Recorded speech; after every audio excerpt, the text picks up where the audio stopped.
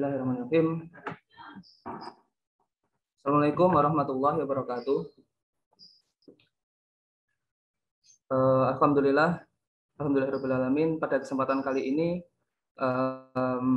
The Kris ya bisa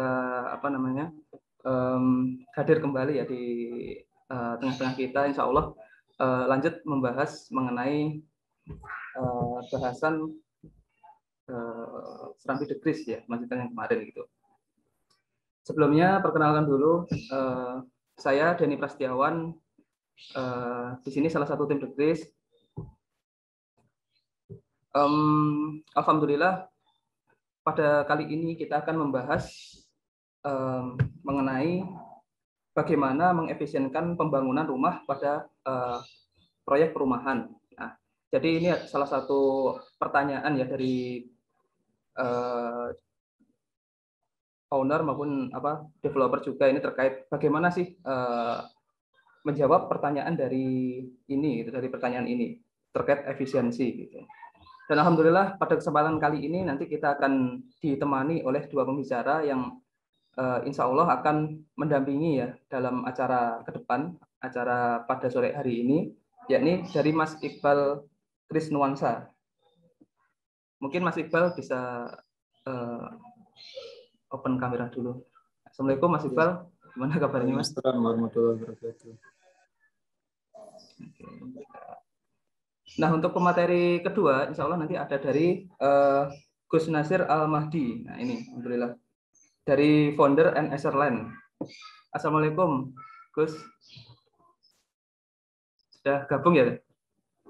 Waalaikumsalam.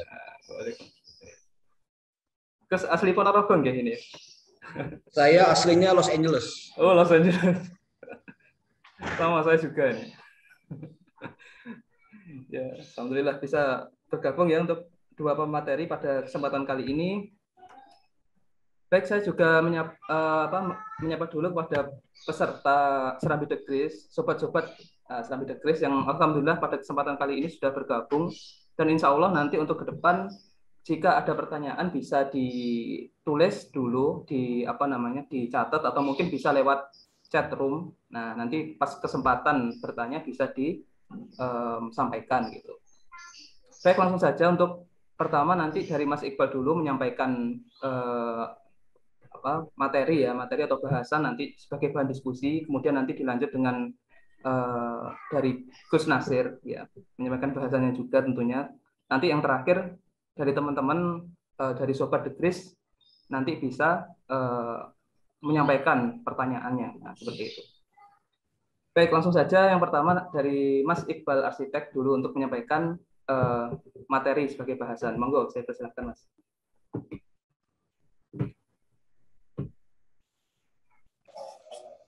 Terima kasih Mas Denny. Assalamualaikum warahmatullahi wabarakatuh. Alhamdulillahirabbil alamin wassalatu wassalamu ala sayyidil mursalin wa imamil muttaqin wa ala alihi wa sahbihi ajma'in wa ba'du. Alhamdulillah pada sore kali ini berkesempatan untuk berbagi yang sedikit ya, karena memang dari aspek waktu semoga tidak mengurangi rasa khidmat kita ya. Tetap untuk fokus, kemudian juga tetap bisa menyampaikan pertanyaan-pertanyaan nantinya jika memang perlu untuk ditanyakan, karena saya ditemani sama praktisi dari developer properti syariah insya Allah. Sambil menyingkat waktu, saya izin share screen Mas Denny sekalian ya, berkenaan tentang efisiensi pembangunan proyek perumahan.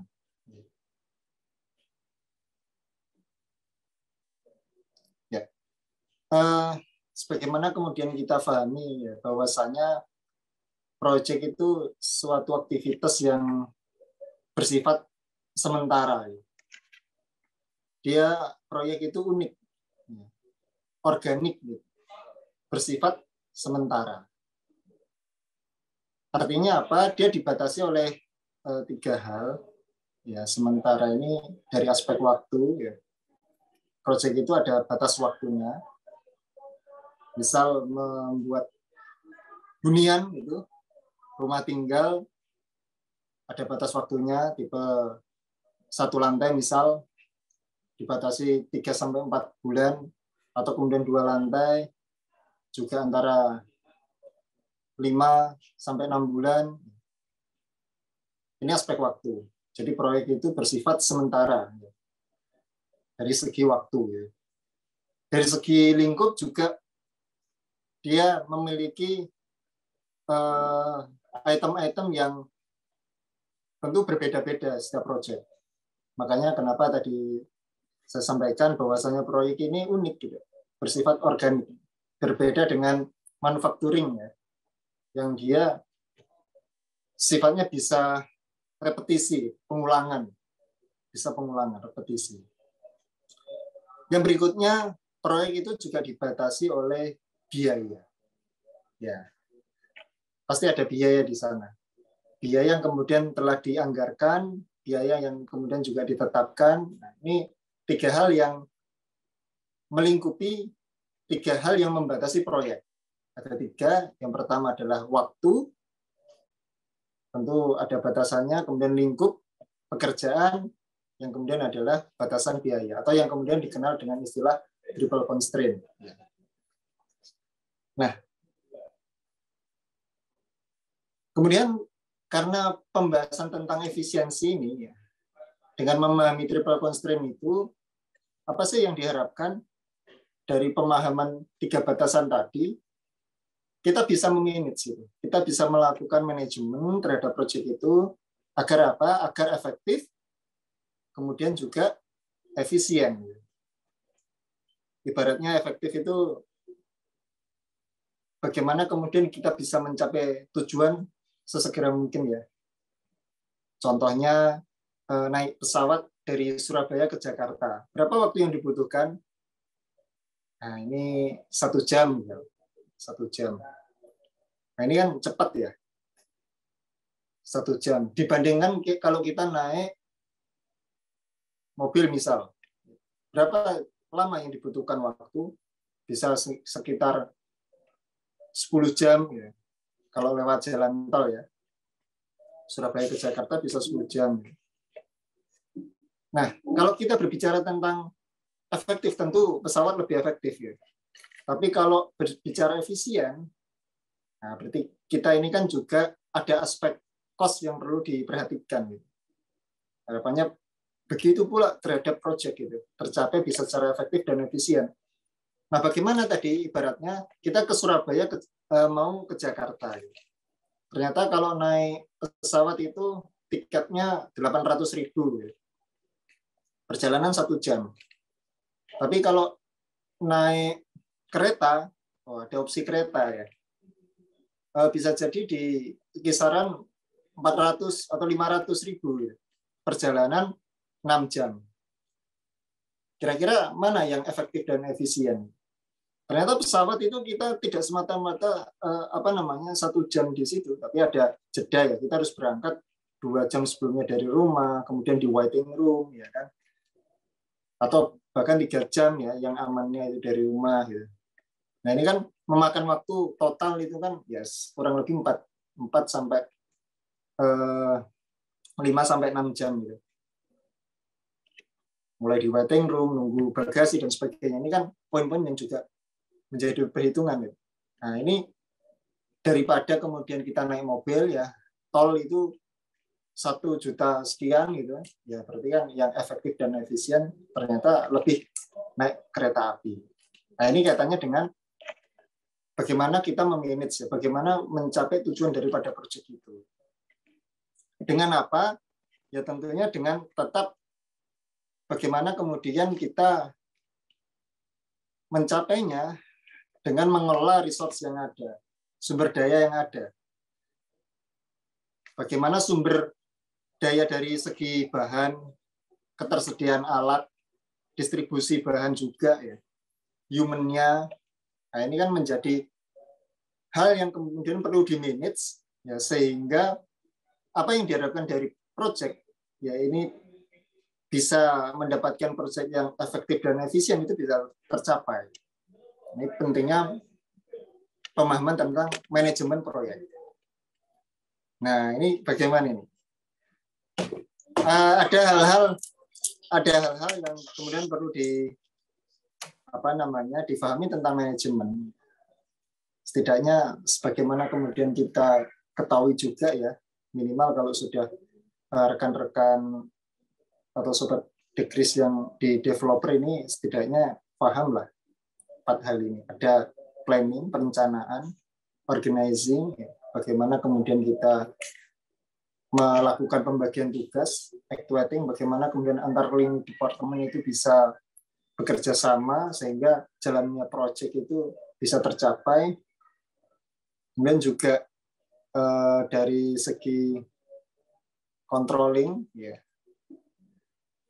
bagaimana kemudian proyek itu bisa sesuai dengan yang diharapkan, baik terpenuhi dari aspek waktu, biaya, dan lingkupnya itu bisa dapat kemudian dicapai dengan efisien. Nah, planning misal.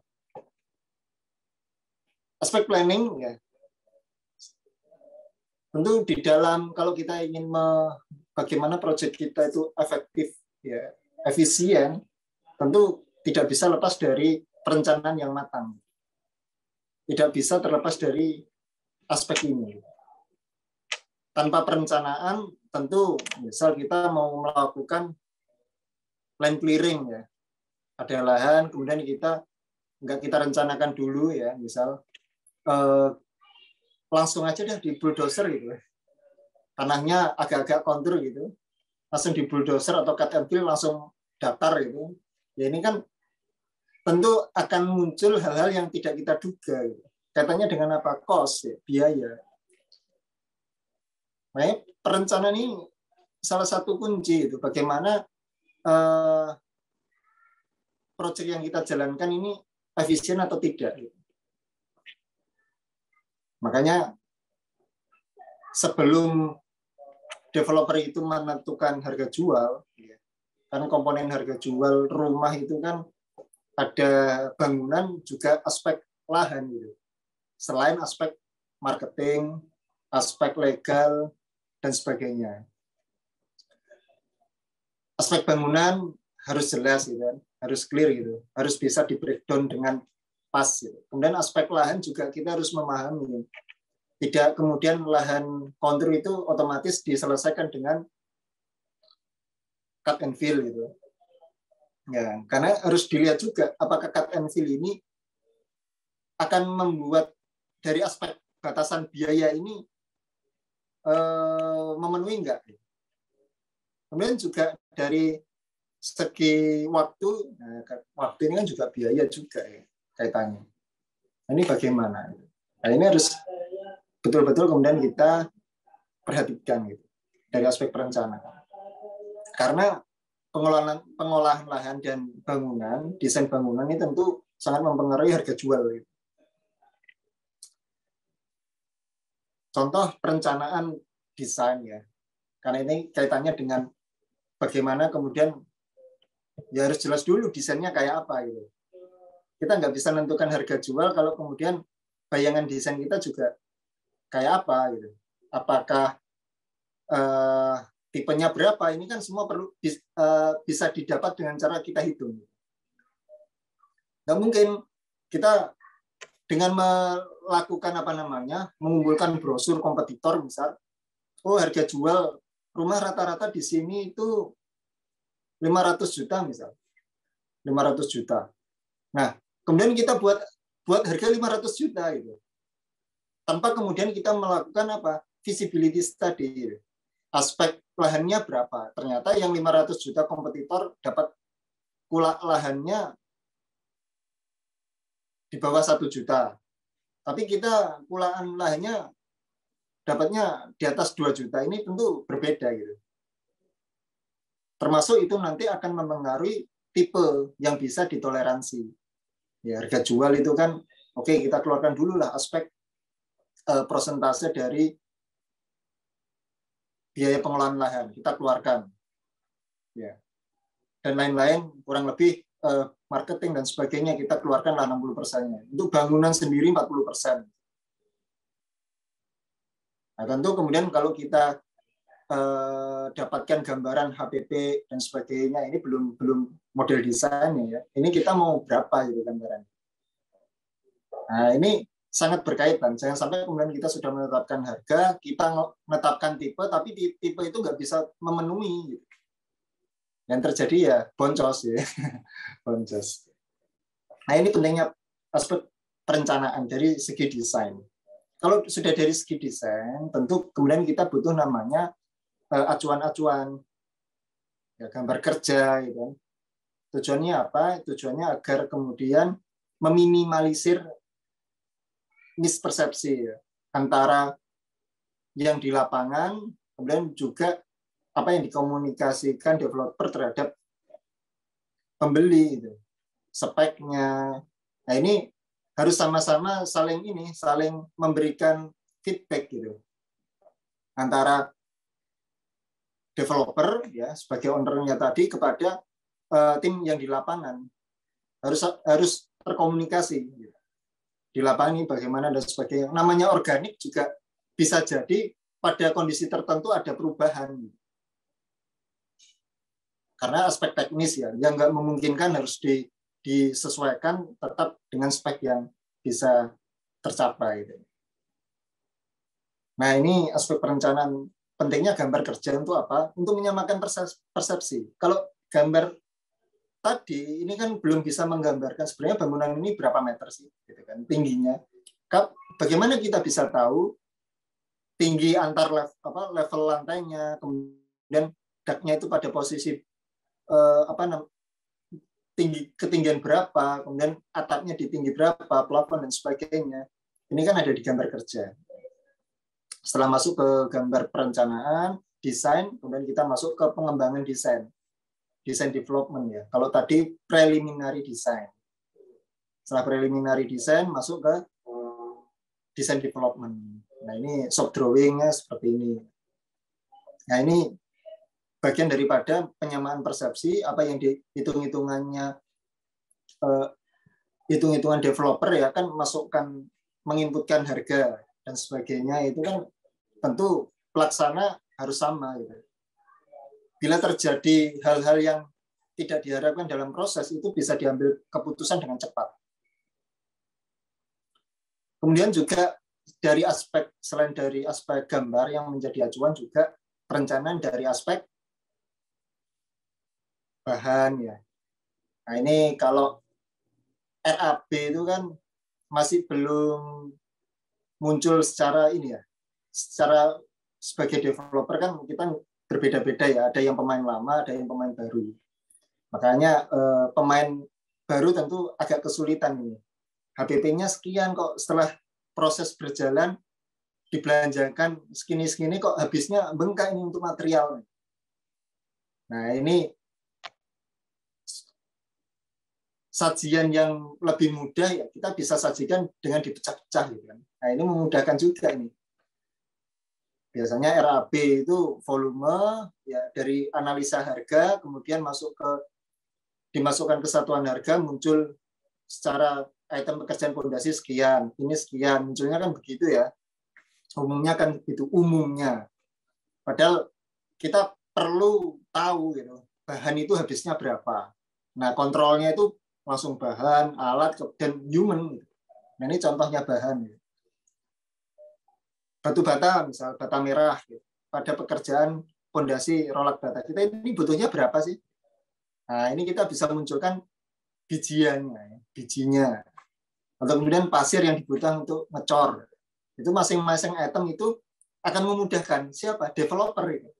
Kontrol ya. Oh, kok misal ada belanja yang di lapangan butuhnya pada progres tertentu itu masih di 5 sak semen gitu. Kok kurang gitu. Ini ada apa itu?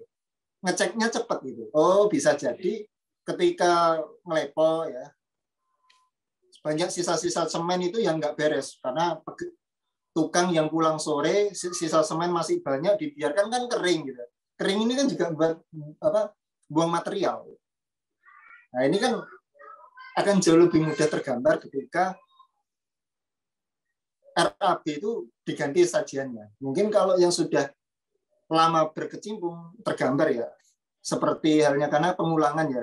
Kalau tipe 36 itu butuh semen sekian sak, itu kan karena repetisi gitu. Dengan ketinggian sekian kira-kira sekian sak. Nah, kalau bagi yang baru memulai atau kemudian masih belum tercipta repetisi, itu kan tentu agak kesulitan gitu. Pak, ini kurang semuanya. Beli sekian truk gitu. Sekian sak gitu. Pasirnya kurang ini. Kok bisa kurang ya? Kok sudah keluar dari, nah ini akan lebih memudahkan kalau sajian rencana anggaran biayanya itu dibuat dalam bentuk pecahan. Jadi misal di situ ada pekerjaan semen tuh, ya setiap item itu kan ada itu. Ya. Misal nomor 11 itu pasangan dinding trasram itu butuhkan 9 sak, 9,8 kira-kira 10 lah. Kemudian pasang dinding bata ringan itu 4 sak. Terus dirinci masing-masing item kan kita ketemu nih, untuk satu unit itu butuh berapa sak sih? Atau kemudian kalau pasir itu untuk satu unit tipe tersebut. Nah, ini kalau ini HPP untuk tipe 155, 2 lantai ya. Itu butuhnya berapa truk fuso? Nah, ini bisa kegambar gitu ya. Berapa truk pasirnya, berapa kubik sih? Nah, ini akan memudahkan. Sajian yang seperti ini makin developer itu makin merincikan ini akan memudahkan kontrol. Ini masih dari aspek material, belum dari aspek upah maupun alat itu. Nah, kemudian juga tadi aspek biaya. Kan ada aspek biaya, ada lingkup pekerjaan, triple constraint ya, scope, lingkup pekerjaan, kemudian biaya, kemudian juga waktu. Nah, ini harus senantiasa terkonfigurasi. Nah, ini kita bisa kontrolnya dengan progres ya, cek by progress. Ini sudah berapa persen sih pekerjaan. Dengan milestone, ini kan kita akhirnya tahu urutan pekerjaan. Mana dulu sih untuk land clearing lahan. Land clearing ini mana dulu tahapannya? Stake out dulu ataukah ujuk-ujuk masang lampu gitu kan? Masang PJU, ini nggak mungkin gitu. Nah, ini setidaknya developer itu paham. Paham apa? Sekuen proyek, alur proyek. Supaya apa? Nggak dimainkan gitu. Nggak dimainkan. Makanya kurang bijak juga kalau developer itu tak serahkan ke kontraktor semua, saya tutup mata. Saya nggak paham apa itu namanya plafon, nggak peduli. Ya, itu kurang bijak. Nanti yang ada, ya kalau dia dimainkan tim teknis ya, kita kan nggak ngerti ya namanya proyek itu. Istilahnya kita percaya tapi ya tetap kemudian kita tahu lah. Masa minimal plafon aja nggak tahu ya. Yang disebut bata ringan itu seperti apa, masa nggak tahu. Kemudian kita bisa kontrol ya perencanaan ini, yang kita bisa buat kurva S itu ya, proyeksi pelaksanaan. Nah, nanti ngeceknya gimana? Kita bikin kurva S untuk proyeksi realisasinya sesuai nggak gitu. Apakah kalau kondisinya di bawah ya artinya kemudian melebihi target pekerjaan, kita nanti bisa kita segerakan gitu. Dengan menambah apa? Bisa jadi menambah sumber human-nya gitu. Nah, itu aspek perencanaan. Kemudian selain aspek perencanaan, ada aspek yang lain ya. Ya, ini kaitannya dengan organizing ya. Organizing. Bagaimana kemudian kita membagi peran antar divisi ya. Ada tim teknis ya. Kemudian kita penting lah, kita memiliki tim teknis itu penting ya. Setidaknya minimal dia menjadi jembatan gitu. Kalau dia nggak punya tim arsitek ya, setidaknya kalau developer itu pesan ke arsitek itu masih ada kontrolnya sama tim teknis. Oh, ini gambarnya sudah benar atau enggak? Ini sudah sesuai dengan spek yang diharapkan enggak? Ada kontrolnya. Kemudian juga ketika di lapangan juga bisa mengkomunikasikan gambar gitu. Nah, ini pentingnya organisasi. Kemudian juga aspek apa namanya bagian logistik. Ya. Tentu kan kaitannya antara tukang dan logistik ini kan hubungan waktu gitu. Kapan kemudian harus segera belanja gitu. Kan belum tentu kita belanja hari ini dikirim hari ini. Gitu. Misal keramik, bisa jadi kita nunggu 3-4 hari. Tentu adanya perencanaan tadi waktu ya, dengan kurva S tadi kan kita tahu nih progres mau selesai dalam waktu berapa minggu lagi. Gitu. Tim sudah bisa menyiapkan ya dengan data itu bisa memproyeksikan kira-kira kulaan pasir kapan, kulaan keramik itu kapan. Nah, ini bisa diproyeksikan, mulai belanja, mulai menyiapkan dananya, gitu kan, spare dananya. Gitu. Nah, ini pentingnya organizing ya, termasuk tadi actuating bagaimana itu saling berkesinambungan ya, saling meling lah antara bagian logistik, bagian lapangan itu harus saling meling gitu. Nah, ini tugasnya manajemen memanage project itu di situ. Ngelingkan antara kebutuhan yang di lapangan, kemudian kapan harus belanja, kemudian memahami siasat, oh ini besi naik nih. Nah, kira-kira gimana kalau besi naik? Apa kita borong hari ini gitu? Ya kan kita juga harus lihat kondisi uang gitu kan. Kita beli besinya karena takut naik, nah, uangnya habis ya, mau jalankan progres berikutnya nggak ada duitnya, ya nggak gitu. Makanya di minutes gitu. Dibelanjakannya itu progress by progress. Bukan dibelanjakan sampai akhir ya habis dulu duitnya. Alokasi untuk misal dapat dananya dialokasikan untuk 1 unit gitu. Ya nggak dibelanjakan langsung semua gitu. Kita juga ada butuh biaya bayar itu kan tiap hari Sabtu gitu kan. Nah, ini harus terlink. Kemudian aspek controlling. Nah, ini penting gitu. Apakah gambar yang terrealisasi ini sesuai dengan desain enggak? Misal ada miss-nya itu berapa persen sih ditoleransi antara gambar perencanaan dengan gambar realisasi, dengan hasil yang terrealisasi ini yang bisa ditolerir berapa persen. Bisa jadi di dalam project itu kan kadang user itu kan minta beberapa bagian itu kan diperlakukan sedikit berbeda gitu. Mungkin karpotnya kalau dia rabat dengan motif ya, pesan sendiri ya, namanya organik ya. Setiap orang kan beda-beda gitu. Ada yang minta dikasih batu ampiang, ya gimana lagi, nggak ada soal. Ada yang jendelanya dikurangi, misal gitu, atau kemudian ada request warna tersendiri, warnanya tidak warna putih, mungkin unit yang satunya minta warna krem atau abu-abu. Nah, ini kan yang disebut organik itu di situ. Seberapa kemudian adanya manajemen itu seberapa sih kemudian bisa ditoleransi. Nah, itu aspek kontrol. Nah, ini penting dengan adanya tim teknis, dengan kita memahami lapangan. Setidaknya kita tahu bangunan yang lagi diproses ini sesuai enggak, spek yang dikerjakan sesuai enggak. Pernah saya dapati ya di Jawa Barat dulu sekitar tahun 2016-an ada developer itu yang dia dalam mendapatkan buyer itu strateginya unik gitu, asik gitu. Makanya habisnya cepat gitu. Karena dia menjual ke komunitas, dikumpulkan komunitas, kemudian dia buatkan untuk komunitas. Jadi dia mainnya jualannya itu by komunitas.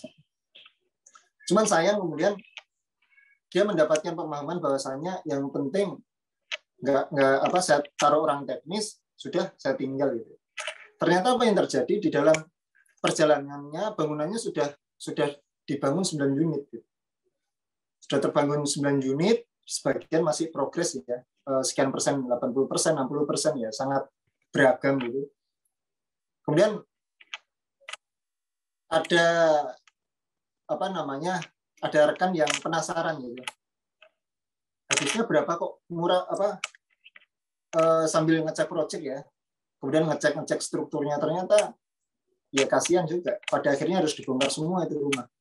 Karena yang semestinya slough-nya itu dicor itu karena dia pasrahkan begitu aja sama tim teknis, sama orang yang dipercayai, itu isinya bukan cor-coran sama besi, hanya setumpu apa namanya, bata merah yang itu ditutup sama plester ya, di semen gitu. Kan kalau dari luar kan nggak kelihatan, di dalam itu ada besi atau enggak. Jadi ceritanya kedeteknya kok ada yang agak retak gitu kan, dicek, coba bongkar sih sebagian yang belum jadi sekian persen itu, ternyata nggak ada tulangannya, isinya bata-bata yang dicor gitu. Nah ini pentingnya kemudian kontrol gitu, setidaknya kita tahu gitu apa sih yang menjadi komponen daripada struktur itu. Nah, ini kan hal yang bicara tentang doror ya, la doror wala diror gitu. Jangan sampai kemudian kita AB, kemudian bangunan yang kita jual belikan ke user itu mendatangkan doror. Nah, itu dari aspek 4 hal yang perlu diperhatikan: planning, organizing, activating. Tandonnya itu simpan di depan dia, bahaya kondisinya. Ya, mungkin itu dulu Mas Denny dari saya kembalikan ke host. Nanti mungkin lebih banyak di diskusinya. Monggo. Ya, baik. Terima kasih Mas Iqbal sudah menyampaikan materinya ya sebagai bahan diskusi untuk selanjutnya. Nah, berikutnya ini saya kasih kesempatan untuk Gus Nasir ya. Mungkin bisa persiapan dulu untuk open kamera dulu ya, Gus. Monggo bisa di-prepare dulu. Nah, baik.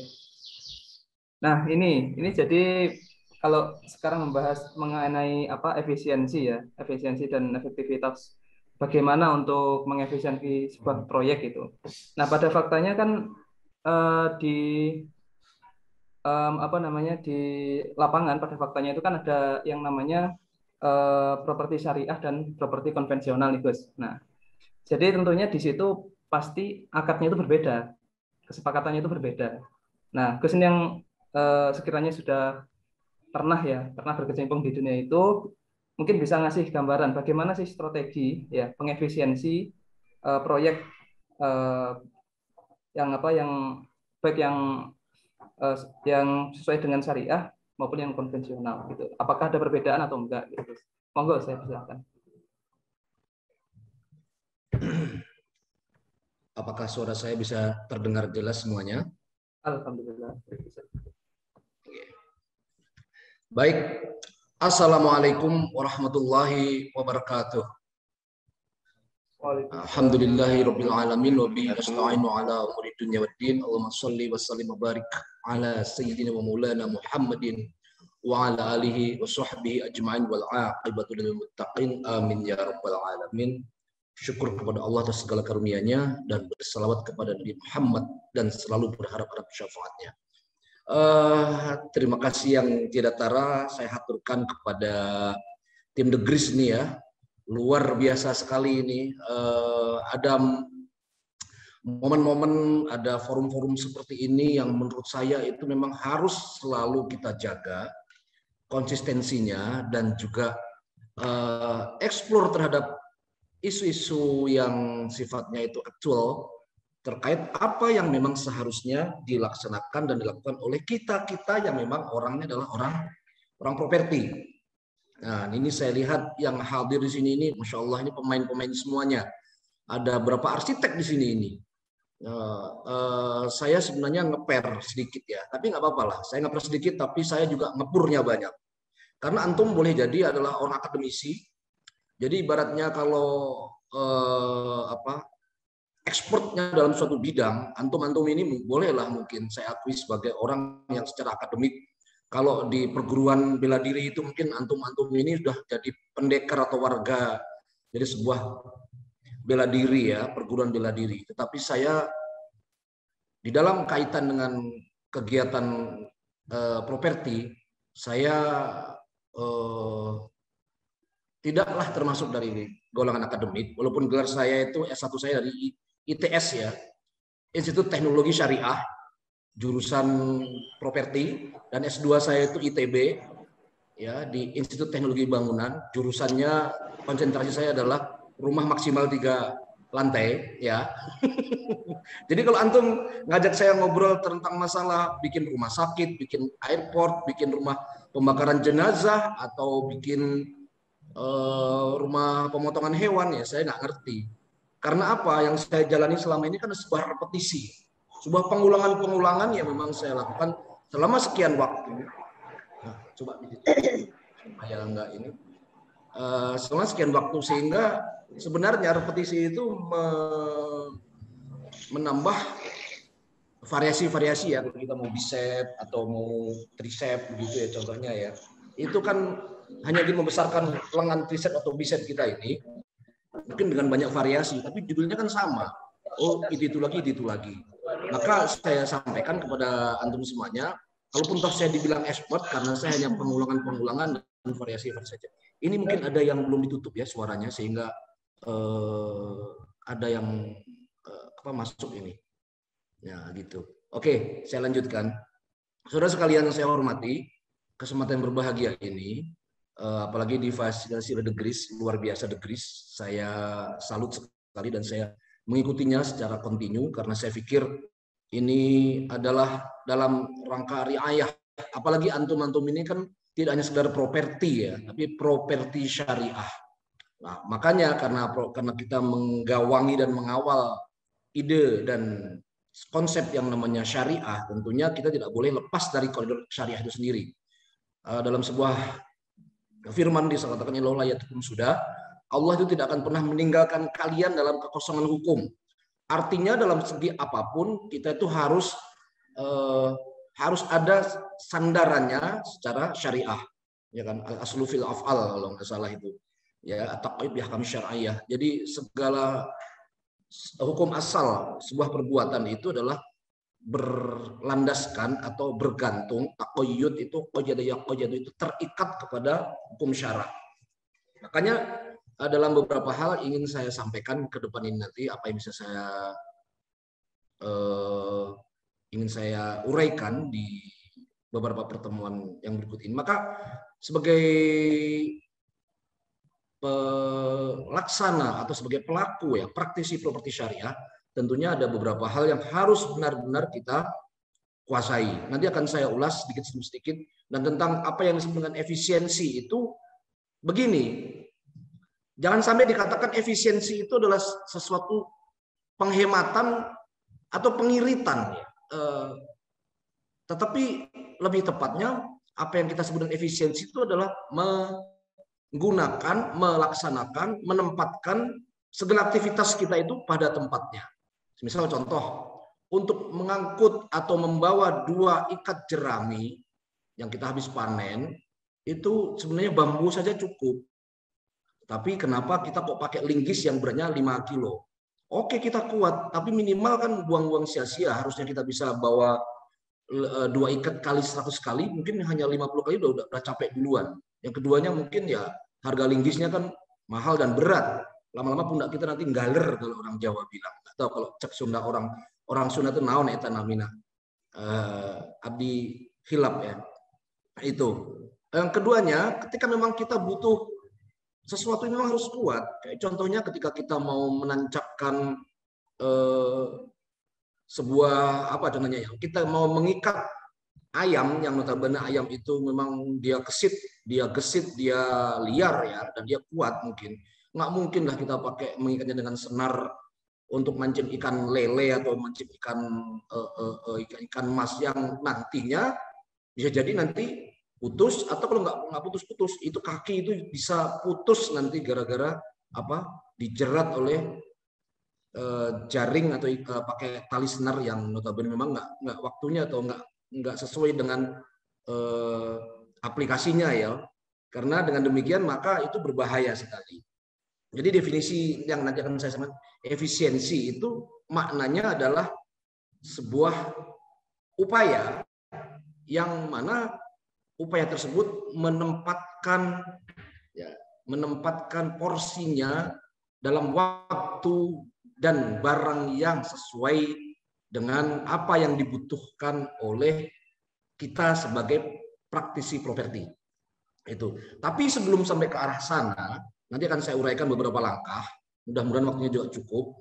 Saya akan menyampaikan beberapa hal dulu yang paling elementer ya. Kalau kita main bola itu gimana nendang bolanya itu benar. Kita mau main bola itu kita harus tahu ini offside, ini free kick, ini sudah time out, sudah peluit panjang, atau ini sudah harus turun minum. Kita harus tahu benar itu. Itu yang disebut dengan literasi. Nah, tadi sudah disenggol oleh Ustadz Iqbal terkait beberapa hal, itu juga akan kita perdalam.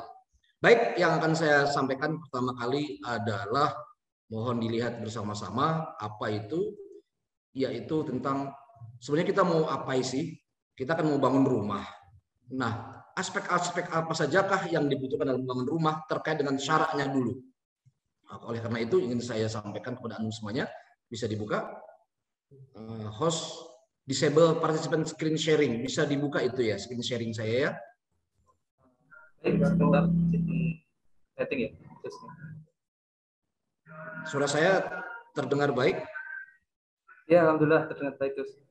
Iya, ini screenshot host disable participant screen sharing. Mungkin bisa nggak kita menyampaikan ininya? Iya, baik sebentar. Oke. Monggo bisa dicoba dulu, Gus. Oke. Ya, ini kawan-kawan sebenarnya saya nggak perlu memperkenalkan diri lah siapa saya, karena ya bukan apa-apa. Ini kita kan ketemu lagi, tapi bisa dilanjutkan saja ya. Ini judul saya adalah langkah efektif untuk efisiensi. Nah, ini ada kalimat efektif untuk efisiensi pembangunan rumah menurut kaidah syara dan prinsip konstruksi. Sebelum saya akan berbicara tentang prinsip konstruksi, izin terlebih dahulu saya untuk menyampaikan, karena kita adalah properti syariah, adalah apa yang harus kita lakukan terkait dengan pembangunan rumah menurut kaidah syaraknya dulu. Baik, kita langsung buka saja dulu. Saudara sekalian yang saya hormati, house construction ya, tentang atasyidu fis sukun, atasyidu fid dari, atau ada atasyidu dariyah. Apa itu nih? Konstruksi rumah itu apa sih yang disebut dengan konstruksi rumah? Maka sebelum saya akan buka ke sana itu, harus kita buka dulu secara lughawinya ya. Apa itu rumah dan apa itu tempat tinggal? Nah, di sini ini ada sebuah pengertian. Ada dua ya, house and home. Ya. Maka sebelum saya akan bicara tentang house dulu, akan saya bicara tentang home dulu. Karena home ini sifatnya ada general. Semuanya bisa kita bikin home. Seperti ketika Nabi Nuh ketika banjir bandang mulai surut, ya, kemudian Bahtera mau berlabuh kemana masih bingung, karena kita nggak tahu airnya ketika itu. Nabi Nuh nggak tahu, karena itu memang benar-benar kuasa Allah. Maka Nabi Nuh berdoa kepada Allah, Allahumma rabbi anzilni munzalan mubarakan wa anta khairul munzilin. Ya Allah, labuhkanlah aku, tempatkanlah aku, diamkanlah aku, atau lebih tepatnya itu tinggalkanlah aku di sebuah tempat, ya, munzalan mubarakan, di sebuah pelabuhan atau sebuah kediaman yang penuh dengan berkah. Dan sesungguhnya engkau khairul munzilin, engkau lah zat yang sebaik-baiknya menempatkan. Oleh karena itu ini bisa antum lihat sebenarnya di Wikipedia, di literatur Arabiahnya ya, antum bisa lihat di sana itu. Maka akan saya bedah dulu. Pertama adalah home and house, karena ini penting. Apa itu yang disebut dengan home? atau al-manzil, ya, itu adalah sebuah tempat tinggal. Ini konotasinya adalah tempat tinggal. Biasanya, kamal ada, usually, biasanya berwujud bangunan rumah, tempat berteduh, atau struktur lainnya yang digunakan sebagai tempat manusia tinggal. Jadi ini bisa berupa apa saja yang disebut dengan home itu. Ya kan, bisa jadi gua, bisa jadi suku Bajo di Sulawesi itu dia pakai perahu. Bisa juga mungkin orang-orang Gipsi dia punya kereta yang bisa di situ dia bisa tinggal, atau orang-orang suku nomaden, atau juga mungkin orang-orang primitif yang di Papua atau mungkin di Afrika dia bikin di semak-semak atau bahkan mungkin di atas pohon. Ya kan, di situ itu. Kita lihat bersama-sama bagaimana aktivitas mereka itu, ya kan, yang dapat digunakan untuk rupa-rupa tempat tinggal, mulai dari tenda-tenda nomaden kayak orang-orang di suku-suku yang ada di mana? Mongol ya ketika itu, suku-suku di Mongol, atau orang-orang Indian, American Indian, tenda-tenda nomaden, hingga apartemen-apartemen bertingkat.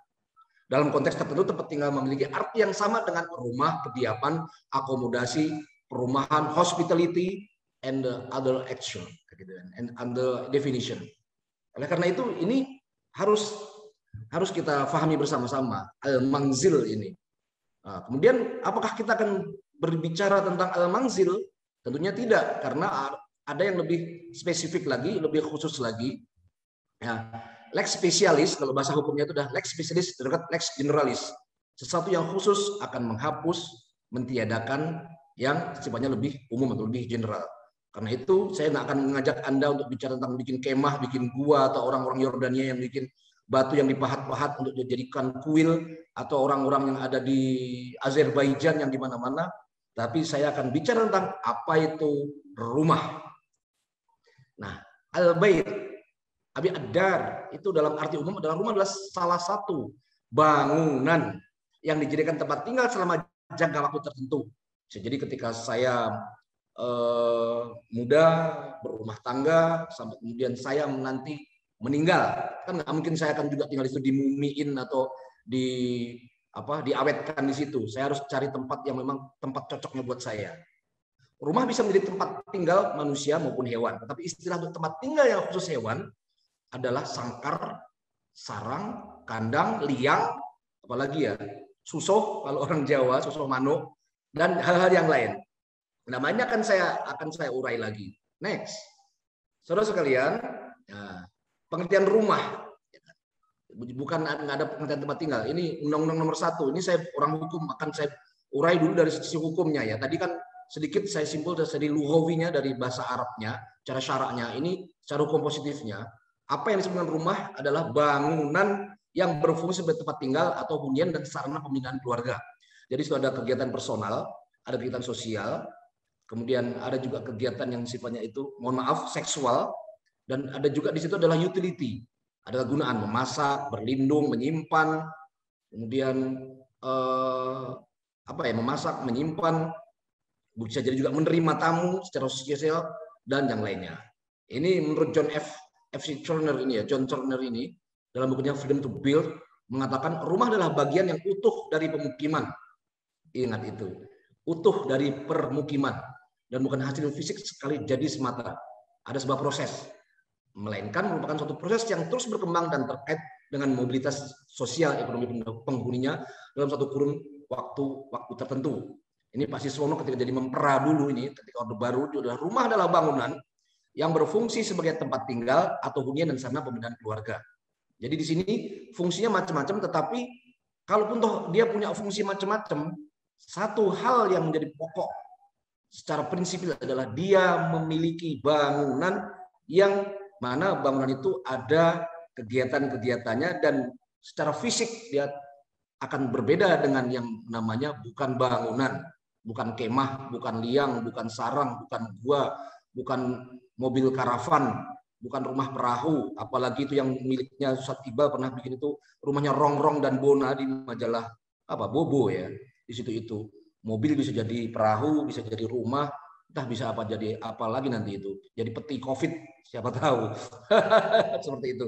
Oke, next. Nah, pengertian perumahan saudara sekalian, ini sudah jelas sekali, perumahan kawasan permukiman adalah kumpulan rumah Ya, jelas ya, kumpulan rumah sebagai bagian dari permukiman di kota ataupun di desa yang dilengkapi dengan prasarana, sarana, dan utility umum sebagai hasil upaya pembangunan rumah yang layak huni. Ada catatannya adalah yang layak huni. Jadi kalau nggak layak huni, bisa dikatakan bangunan tersebut belum tentu rumah. Apa itu? Rumah bordil contohnya. Ya, atau rumah mayat. Ya, itu apa? Tidak layak untuk huni. Atau rumah apalagi saya nggak tahu. Oke, next. Nah, saudara sekalian, sebelum kemudian saya akan melanjutkan jadi aspek syara, saya buka dulu ini ya. Tadi sudah dijelaskan oleh Ustaz Iqbal terkait dengan aspek-aspek atau kaidah-kaidah terkait dengan proyek konstruksi. Di mana tadi disebutkan rumah itu berbeda dibandingkan dengan hal-hal yang sifatnya itu adalah manufacture. Rumah itu unik. Sama-sama saya bikin rumah plek percis di Ponorogo dan di Cepu. Ternyata di situ walaupun desainnya sama, ternyata di situ beda perlakuan, tanahnya berbeda, mungkin nanti aspek apa? Pondasinya berbeda. Di saya nggak ada itu batu kumbung, yang di Blora ada batu kumbung. Yang di Blora mungkin harganya besi per kilo itu mungkin 15.000, di Ponorogo mungkin masih 14,5 hingga 15,5. Yang di Blora itu pelaksananya adalah si A, yang di Ponorogo pelaksananya si B. Maka itu unik. Apalagi kemudian terkait dengan klimatologi, terkait dengan hal yang lain. Kemudian karakternya ya, karena itu adalah yang sifatnya adalah permintaan customer. Jadi bisa jadi mungkin satu sama-sama rumahnya, jenisnya sama, tapi mungkin ada pembeda-pembeda yang notabene tidak bisa kita bahasa Jawanya itu gebiah-gebiah. Hantam kromo, pukul rata, kita sama ratakan satu rumah dengan rumah yang lain. Nah, jadi intinya sudah dijelaskan di awal tadi itu jelas sekali, unik, karakter dan hal-hal yang lain. Mungkin juga tidak long term, ya, tidak dalam jangka waktu yang lama. Kalau Toyota, kalau Suzuki, mohon maaf saya sebut merek, kalau kemudian Yamaha, kalau kemudian kita bicaranya adalah mungkin contohnya spring bednya merek A begitu ya, itu semuanya dicetak dalam kondisi yang sama, baik bahannya, benangnya, rodanya, karetnya, cara pembikinannya itu semuanya sama. Sementara rumah itu sesuatu yang tidak sama. Nah, sebelum saya akan masuk di, mohon maaf, suara saya tidak terlalu kecepatan kan? Ingatkan saya ya kalau terlalu kecepatan. Insya Allah enggak. Host ya, oke. Nah, sebelum saya arah ke sana, saya ingatkan bahwa rumah itu tidak bisa berdiri sendiri. Jadi kalau saya bikin rumah, maka di bawahnya rumah itu ada alas, yang mana notabene dia itu adalah benda tidak bergerak. Ini ada salah satu maklumat yang harus kita ketahui bersama-sama, saudaraku, bahwasanya asas benda tidak bergerak ini adalah dari kode sivil di Eropa ini ya. Kode sivil itu adalah aturan perundang-undangan orang sipil yang ada di Eropa, yang mana dia itu berasal dari kode Napoleon, aturan yang dibikin oleh Napoleon Bonaparte, kaisar atau raja Prancis di abad-abad pertengahan. Dan ternyata dalam hal pelaksanaan terkait dengan norma-norma hukumnya banyak terpengaruhi oleh konun-konunnya dari Khilafah Utsmaniyah. Nah, jadi jangan sampai kita lupa sejarah, tidak peka bahwasanya ini ada hubungan benang-benang merahnya yang notabene ini berpengaruh terhadap milkiyah, kepemilikan. Nah, karena rumah dan tanah itu tidak bisa terpisah, saya jual rumahnya tidak ada tanahnya, itu nggak bisa.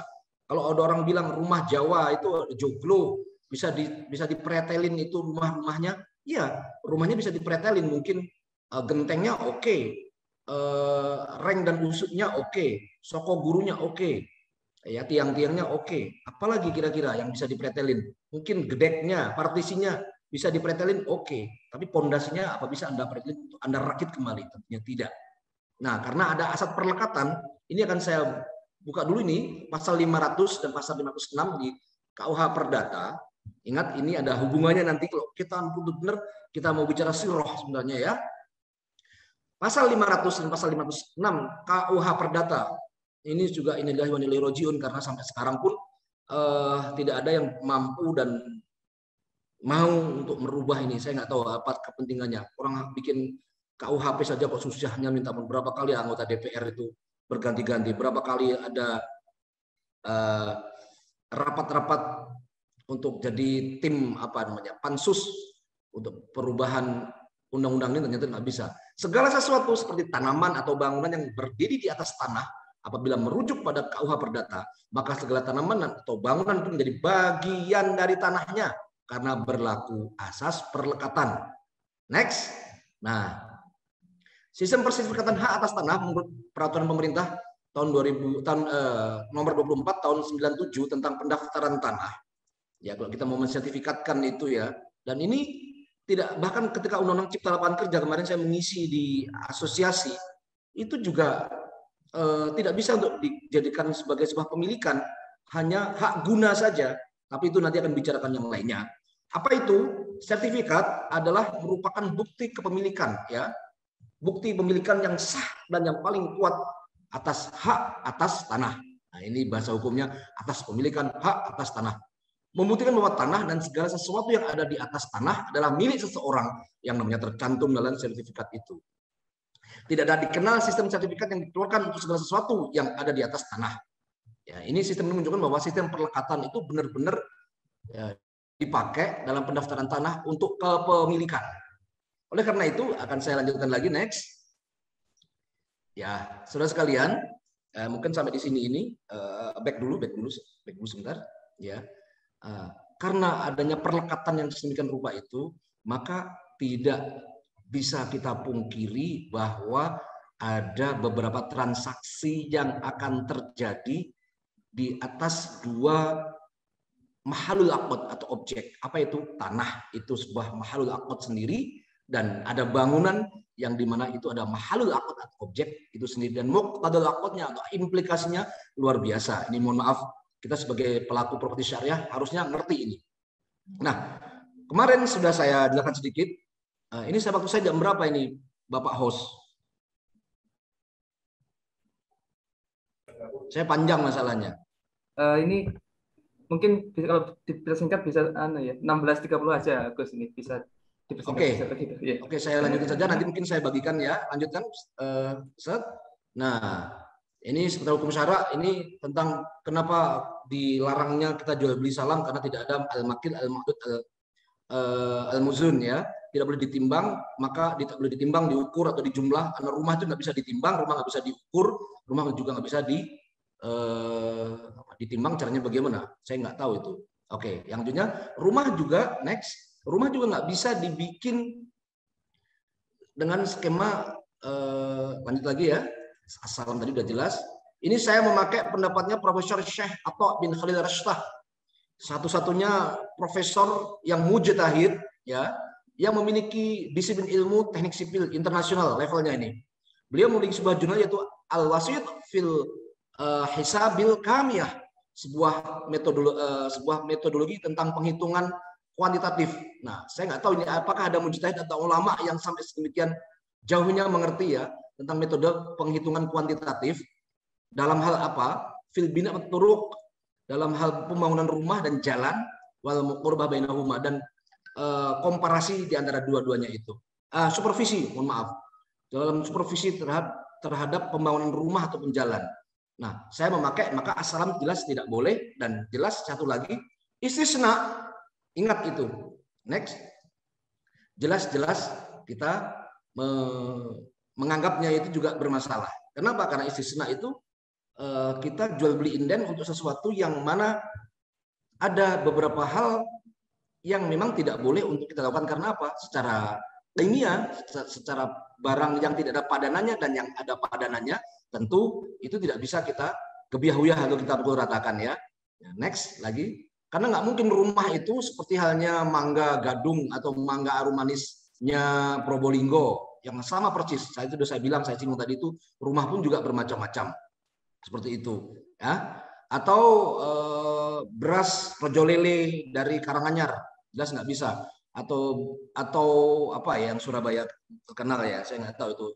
Semanggi, ya kan? Namanya semanggi yang begitu-begitu tuh. Rumah nggak bisa seperti itu. Rumah memiliki elemen-elemen yang banyak dan jumlahnya sangat-sangat luar biasa, item-item yang harus dibutuhkan.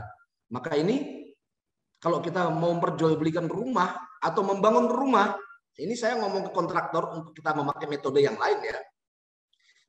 Yaitu maka baik malah atau melaku memperjualbelikan apa yang tidak dimiliki itu dengan skema adalah jual beli istisna, apalagi salam, itu menurut saya adalah muskilah kubro, ada problem yang besar di situ itu.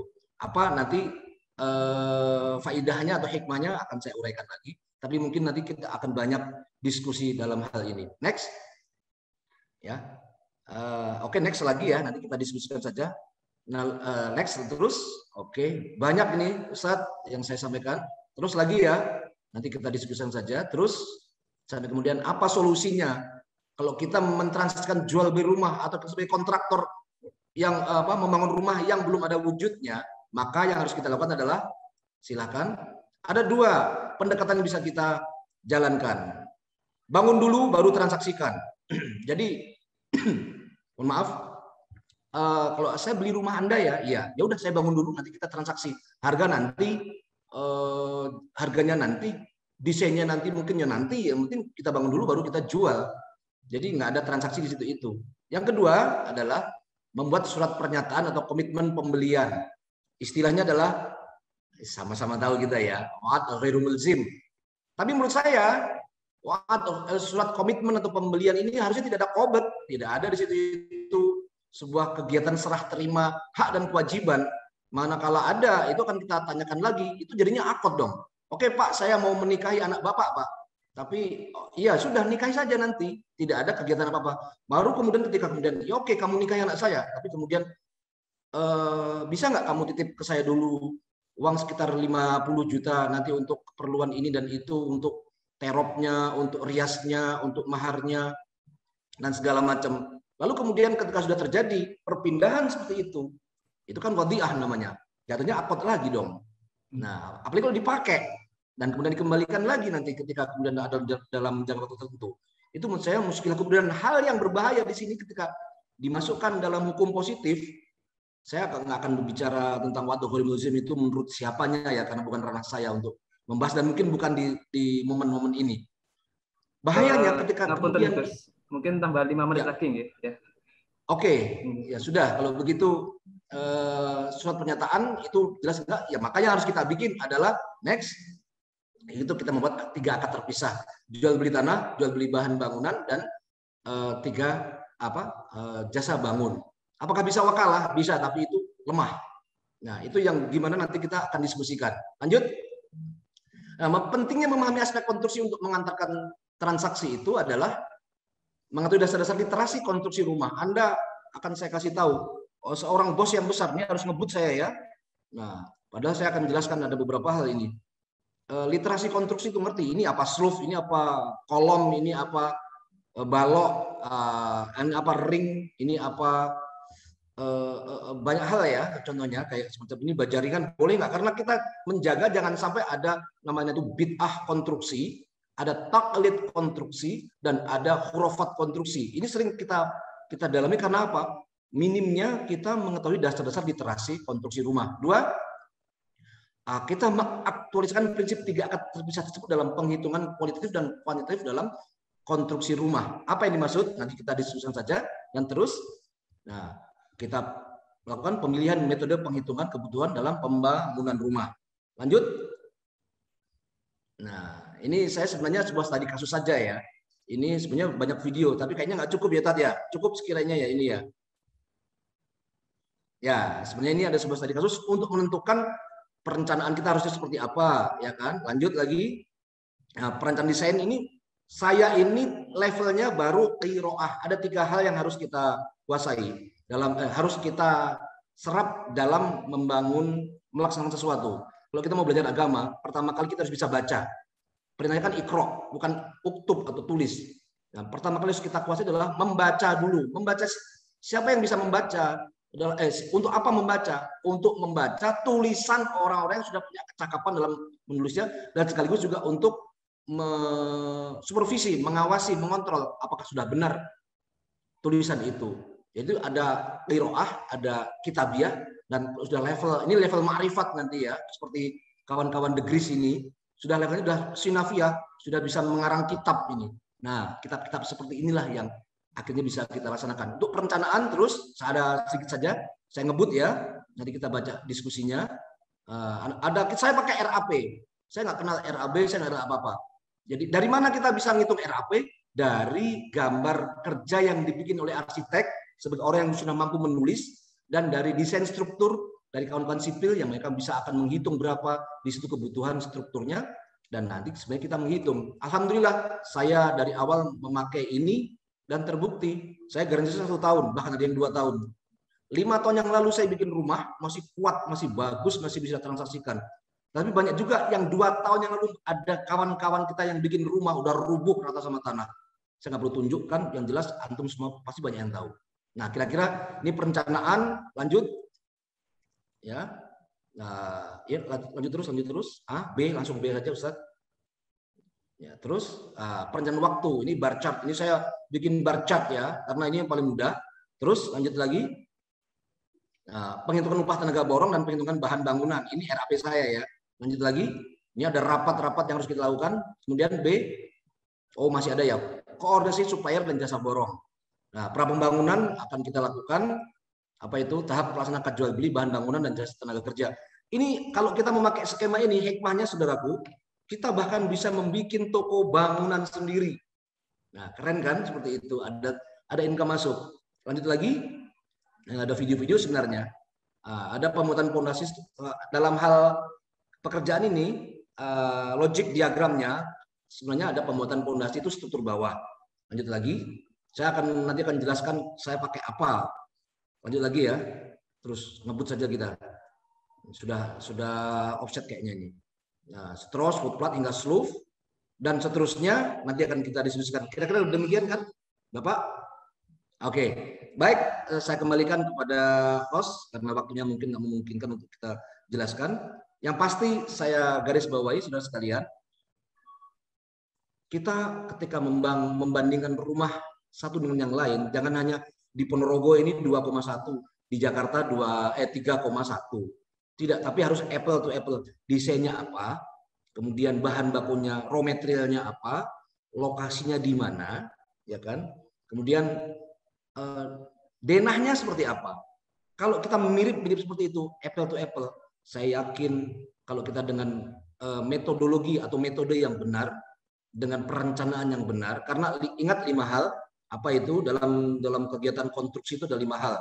Mohon maaf ini. Pertama ada 5 M ya. M itu men, kita ini. Kedua ada namanya metode, torikohnya harus ada, harus jelas. Nah, saya pakai torikoh ini. Yang kedua adalah money, ada biaya, cost di situ itu. Berikutnya adalah ada material apa saja akan kita gunakan, dan terakhir adalah machine.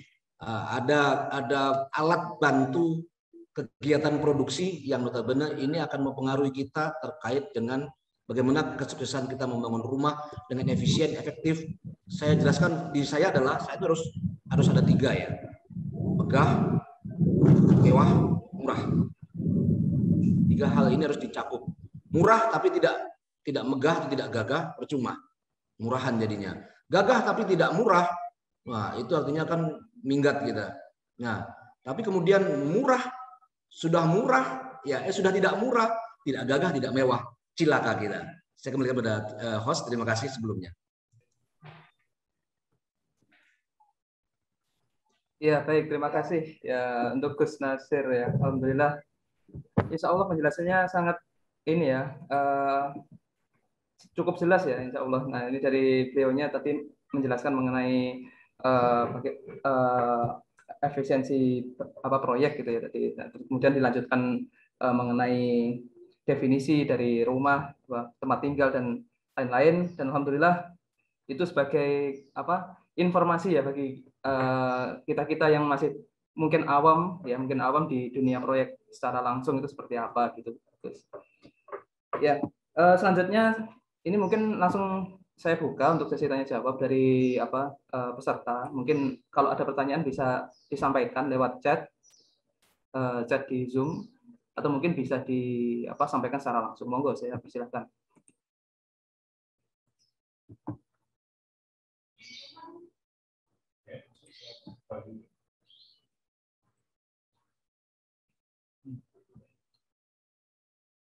Ya, sepertinya masih belum ada ya. Nah ini dari saya sendiri, Gus, nih. Ini ada sedikit pertanyaan lagi gitu. Ya. Nah, jadi di kondisi sekarang ini kan tentunya masih pandemi ya, pandemi COVID gitu. Dan pastinya itu cukup memberikan dampak di dunia proyek konstruksi ya, di dunia proyek konstruksi. Nah, bagaimana nih kiat-kiat agar apa yang diharapkan dari tujuan proyek konstruksi itu bisa tetap tercapai ya, dan tentunya itu bisa tetap efisien. Jadi dari segi tujuannya itu bisa tetap tidak melenceng dari tujuan proyek konstruksi itu sendiri. Kemudian dari segi efisiensi itu juga oke, jadi nggak trouble, nggak error gitu, Gus. Nah, mungkin itu bisa jadi bahasan juga untuk pertanyaan selanjutnya gitu. Ya, monggo, saya persilahkan untuk Gus Nasir, monggo. Baik, saudara sekalian yang berbahagia, ya, kita sebenarnya pelaku ini ya. Tapi yang jelas harus kita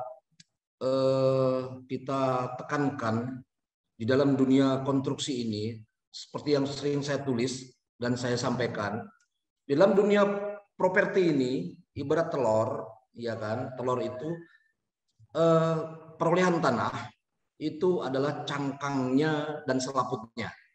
Lalu kemudian proteinnya itu ada di putih telur. Apakah di situ itu bisa menjadi marketing, atau juga di situ ada legalnya, atau mungkin juga ada di keuangannya. Tapi sebenarnya kuning telurnya itu adalah konstruksi. Kenapa demikian? Karena di situ adalah inti dari telur itu kan kuningnya itu. Maka jangan kemudian hanya karena antum ini pecah telur nih. Pecah telur itu pecah berantakan, pecah telur itu kemlekeren, ya kan? Jadi bonor, atau pecah telur itu netes ya karena memang sudah waktunya netes, atau pecah telur karena sudah waktunya bisa kita rebus, kita makan atau kita ceplok. Nah, di sini pentingnya untuk kita pelajari bersama-sama, konstruksi ini adalah sesuatu yang benar-benar worth it ya untuk kemudian kita jalani, untuk kita pelajari. Kemudian bagaimana terkait dengan pandemi seperti ini? Kalau kita mau melaksanakan secara serius, kegiatan konstruksi ini bisa menjadi brand image kita, ya kan? Coba bayangkan kita nggak ngerti konstruksi, kita mau promo-promo apa? Apalagi di situ itu rumahnya nggak ada pula, kan? Saya ketika rumah belum jadi, saya promo-promo. Ini banyak hal contoh ini ya, rumahnya nggak ada, masih hamparan saja. Dan saya promo-promo ini nanti akan kami bangunkan kepada Anda, kami jual tanahnya, kami akan suplai bahan bakunya, dan kami akan bangunkan dengan jasa bangunnya sebuah rumah dengan kira-kira gambarnya seperti ini. Ada yang mau nggak saya bangunkan, beli tanahnya dan bangunnya seperti ini. Nah, kalau itu sudah punya brand image yang kuat, karakter yang bagus, dan pengetahuan konstruksi yang bagus, tentunya dengan jam terbang ya, dengan jam terbang dan daya jelajah yang tinggi. Walaupun itu semuanya dimulai dari nol, dari angka nol menuju ke berikutnya. Tapi saatnya kita ngerti dan kemudian ada industri tanya-tanya dan kita paham konstruksi, akan lain cerita. Ya, begitu. Jadi kalau kita sudah punya brand image, sudah punya karakter tentang bagaimana, oh NSR Land itu bagus loh bangunannya, garansi 1 tahun berani loh all risk, atau bahkan sampai dengan 2 tahun. Atau kawan-kawan yang berhimpun, bukan bergabung ya, berhimpun dengan NSR Land seperti ini. Ada Ustadz Khairi ini di Blora. Halo Ustadz Khairi. Ya, dia kabari lah. Nah, seperti itu. Nah, ada juga keliru ya ngomong vokabularisnya ya. Nah, kalau kita udah punya karakter seperti itu sebenarnya menjadi daya dukung promo yang luar biasa, sehingga orang akan tahu, oh Nekono di sana ya, di sana itu sudah terkenal akan kebagusannya dan memahami konstruksi, dalam hal melayaninya pun juga cepat. Itu. Bagaimanakah dengan kondisi pandemi seperti ini? Ya Alhamdulillah sampai dengan detik ini penjualan kami bisa dikatakan stabil ya. Di saat kawan-kawan yang lain jualannya itu mungkin agak kalem-kalem, apalagi saya tahu ya di Jabodetabek, ini Kang Tateng ini juga ada di situ, itu saya nggak tahu gimana kondisi di sana. Tapi yang jelas di kota kecil seperti kita itu stabil, closing, jalan terus dan mereka puas. Nah, padahal kita semuanya tahu ada di kondisi seperti ini harga naik semuanya, besi naik, ya kan, per 10 hari naik 500 perak per kilonya. Jadi kalau kita bikin satu lonjor itu kan ada sekitar 12 meter itu ada sekitar 4,5 kilo. Jadi kalau kita kali 500 itu setiap 10 hari sekali itu naik sekitar 2.000-3.000 perak. Dan itu turunannya. Nah, itu harus kita benar-benar ngerti kan kalau dengan ilmu konstruksi seperti ini. Dan tidak bisa kita perjualbelikan untuk kita transaksikan dengan cara yang gegabah. Ini pentingnya buat kita dari ilmu konstruksi. Nah, ada yang harus kita pahami juga, bahwasanya kita bisa menguat seperti ini. Ada pertanyaan, saya lanjutkan? Monggo, mungkin 5 menit lagi, Gus. Oke. Nah, ada hal yang penting yang harus kita kuasai dan kita mengerti. Likuli rijalin zamanun walikuli zamani rijalun. Di setiap waktu ada tokoh, dan di setiap tokoh dia memiliki waktu, memiliki zamannya, memiliki eranya. Dulu ada Robert T. Kiyosaki, ada Tung Desem, ada Purdi Chandra yang ribawi itu, dan kemudian sekarang hari ini yang lagi keren itu kan Elon Musk, ya kan, Tesla seperti itu. Dia memiliki sebuah tawaran yang baru tentang menjadi pemimpin transformasional seperti Elon Musk itu seperti apa sih? Yaitu memiliki visi yang hebat. Kita harus sedang ada problem umat kita seperti itu, kita maunya kita apain nih? Problem properti, ya kan, di dunia seperti ini kita harus punya solusi yang seperti apa dengan permasalahan yang terjadi ini. Kita harus bisa memperbaikinya. Nah, ini sebenarnya degree seperti ini sebenarnya adalah sebuah tawaran untuk memperbaiki solusi yang sedang terjadi. Kemudian kumpulkan tim yang terdiri dari orang-orang yang berpikiran sama. Kalau saya, ya ayo halqoh lah, ayo taklim bareng-bareng lah, ya kan, supaya frekuensi kita sama, tidak cakar-cakaran, tidak dendam-dendaman manakala ada sebuah kesalahan. Kemudian ya ayo terus-menerus dengan tim ini, kerjasama dengan tim itu untuk berpikir tentang solusi. Dan kita menjadi Iron Man itu, ya dia kan punya tim kan, tidak sendirian dia kan, ada dokter atau ada profesornya atau ada engineer-nya apa yang memasang di sebelah sininya, ada tukang-tukangnya apa seperti itu. Jadi ya kita harus memberitahu, ini ada problem di chipnya atau di apanya seperti itu. Lalu mari bersama-sama kita menuliskan rencana yang konkret. Kita ini akan membasmi kejahatan, membasmi riba, akan membangun rumah yang tinggi, dan tentunya kita memiliki visi yang hebat. Kalau Elon Musk mereka akan memindahkan ke bulan ya, atau ke Mars. Minimal kalau saya, biar Ponorogo atau Puerto Rico, ya kan, saya tidak akan pernah kecil hati untuk bikin di Dubai, di Brunei, di Los Angeles atau di mana-mana. Karena ya kita harus benar-benar transformasional. Kemudian ya ingat tim yang kita miliki. Kadang-kadang yang bergabungan kita ini kan bukan orang-orang yang secara akademik memang memiliki kecakapan ya. Makanya yang di Blora ini yang bergabung juga macam-macam. Tapi ya memang sekali lagi ingat tim yang ada ini ya kita harus menjadi penyemangatnya, ya kan, memberi contohnya, tidak hanya salah tunjuk sana sini dan kita nggak tahu apa-apa. Terakhir, ayolah kita rayakan setiap kemenangan yang kita peroleh dan belajar dari sebuah kegagalan. Semua ini terangkum sebenarnya ya syakhsiatul Islamiyah itu harus punya. Kenapa kok Elon Musk sih? Kenapa nggak kita ada orang baru ya? Gus Nasir lah minimal itu kan ya kita nggak punya environment yang memang kesana. Karena itu ini sebuah harapan. Ayolah ada Elon Musk syariah harusnya. Ada Ensin Syariah itu kemarin yang ngisi bareng-bareng sama saya itu. Ensinnya itu Kang Syafiq DPS 2. Mukanya kan wajahnya mirip seperti Mr. Einstein. Nah, harusnya kita seperti itu, saudaraku sekalian. Makanya ini momen yang bagus. Pandemi seperti ini semua luluh lantak rata semuanya, dan hanya orang yang mempunyai visi yang kuat dan misi yang hebat yang bisa bertahan. Terima kasih. Baik, terima kasih ya untuk Gus Nasir ya terkait jawaban mengenai kiat-kiat ya apa yang bisa dilakukan untuk kondisi sekarang. Nah, tadi sempat disampaikan juga ya pertama itu kita harus punya produk ya, produk terus pengalaman jam terbang yang cukup juga ya untuk bisa memantapkan klien itu untuk brand image, minimal kita harus punya brand image, punya betul, karakter yang bisa kita sampaikan ke betul ya, ke khalayak. Betul ya, karakter dan image juga gitu. Dan juga tentunya punya tim juga ya, tim yang punya pandangan yang istilahnya selaras dan juga tentu visioner ya, visioner dan yes, Islami harus gitu, punya ya. Dan siap-siap ya. Saya sampaikan ke kawan-kawan semuanya. Apa yang disebut dengan projectmu, kegiatanmu itu bisa berada. Ya. How long your project become existing? Bagaimana projectmu dianggap eksis adalah how many meeting you can get it. Seberapa sering kau melakukan rapat-rapat konstruksi. Ya kalau kita punya proyek rapatnya sebulan sekali, kadang-kadang sebulan 2 bulan sekali, ya bagaimana bisa berdaya? Tentunya itu jauh panggang dari api, ya kan? Makanya saya juga ingatkan tuh kawan-kawan semuanya yang syirkah-syirkah juga itu.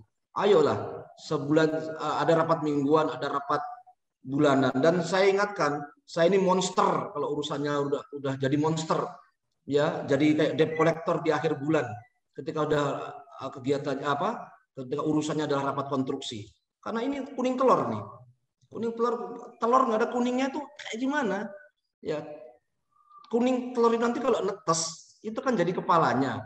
Bisa dibayangkan nggak nanti ada ayam atau burung yang nggak punya kepala, ya, burung apa itu namanya itu, kira-kira demikian.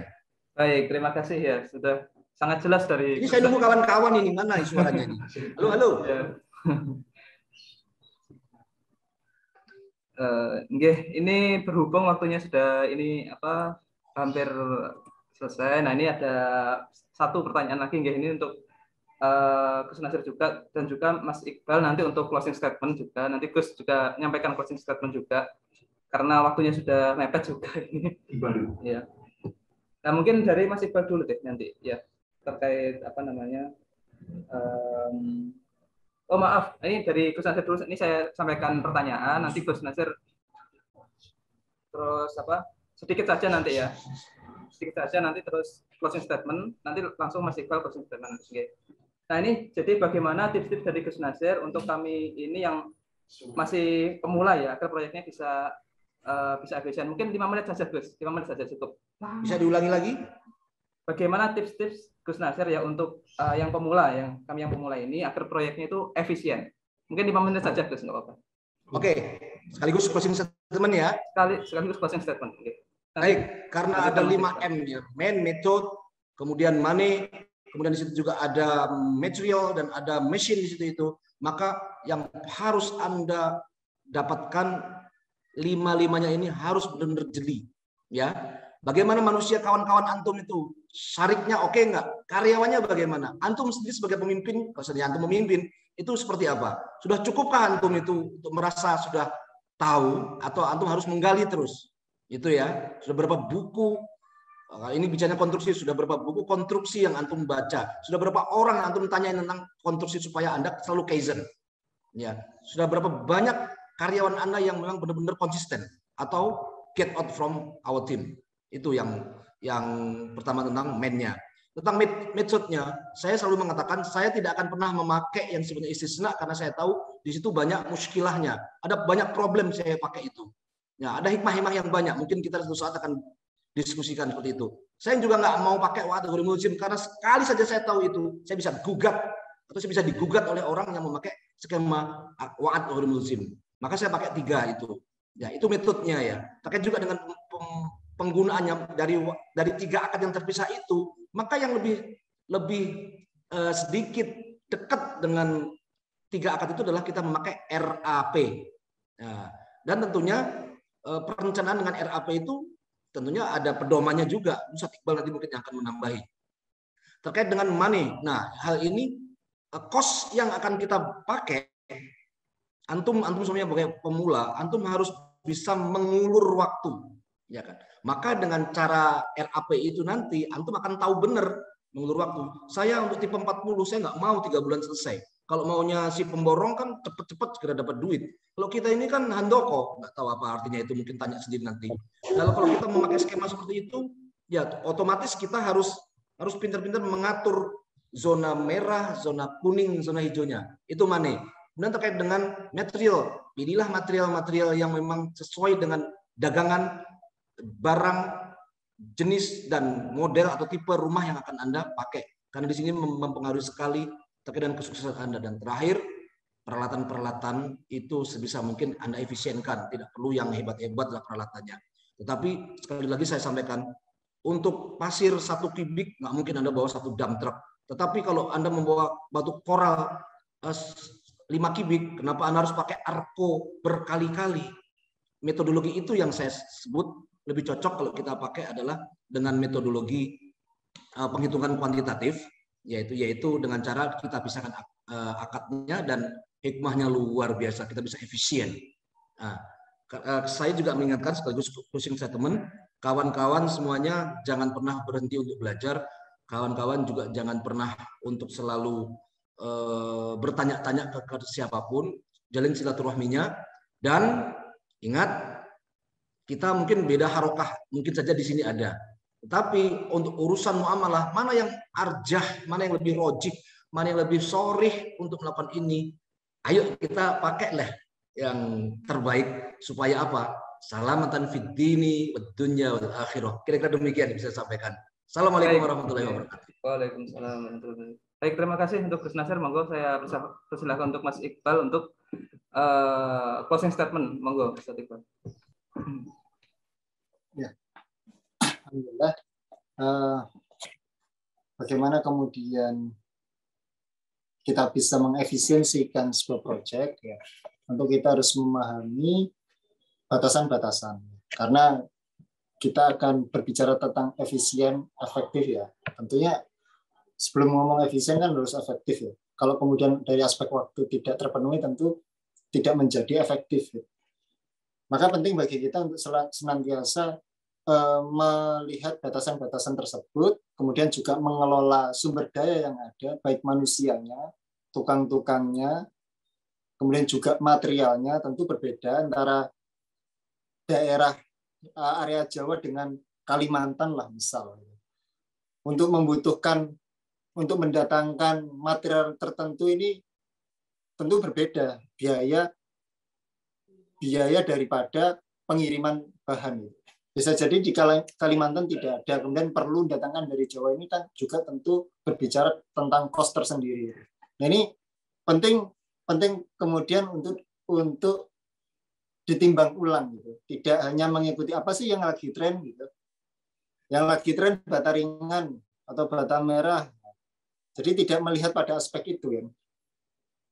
Lebih baik ketika bicara tentang tren itu kan hanya konteksnya selera desain ya.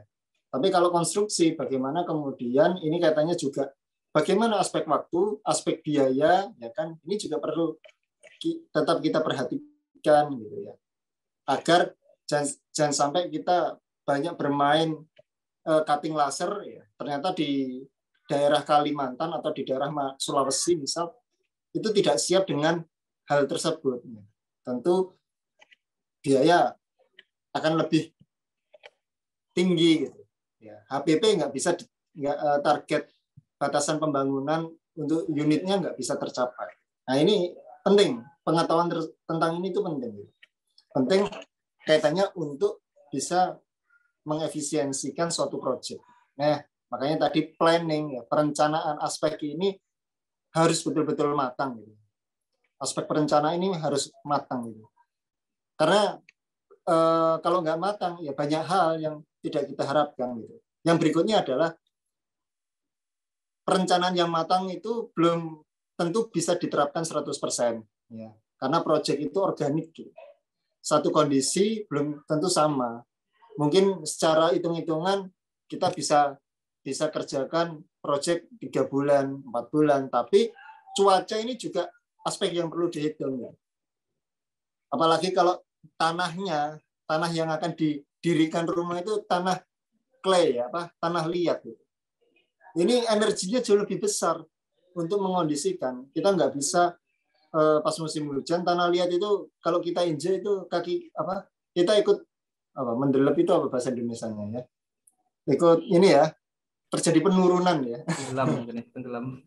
Tenggelam nggak juga, kan kita nggak nyelam gitu, nggak di air gitu. Nah, berarti kita harus memahami kaitannya tentang penyelesaian tersebut dengan apa? Dengan limestone ya, atau kita uruk dulu dengan batu kapur. Kenapa kok batu kapur? Kenapa nggak pakai geragal? Ternyata pakai geragal aja tidak cukup gitu. Dia harus batu kapur karena memiliki khasiat untuk menyerap air gitu. Nah, kan kalau tanah clay itu kena hujan, ketika musim hujan itu injak aja ya. Kita pernah di Kalimantan itu tanahnya clay, kalau diinjak itu terjadi penurunan ya, mendelep ya. Nah, ini penting difahami pada aspek perencanaan. Makin kita memahami, apalagi dari sisi bahan ya, ketersediaan bahan, berarti ngomong distribusi, bagaimana kemudian kita mudah mendapatkannya atau tidak, ini penting untuk diperhatikan juga. Nah, itu dari saya Mas Yani. Semoga cukup. Assalamualaikum warahmatullahi wabarakatuh. Waalaikumsalam warahmatullahi wabarakatuh.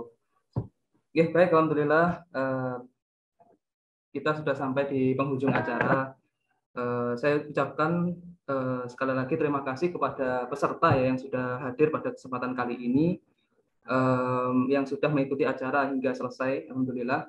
Dan insya Allah untuk acara selanjutnya Serambi Dekris ini ya akan dilakukan dua pekan sekali ya, sebulan 2 kali gitu insya Allah.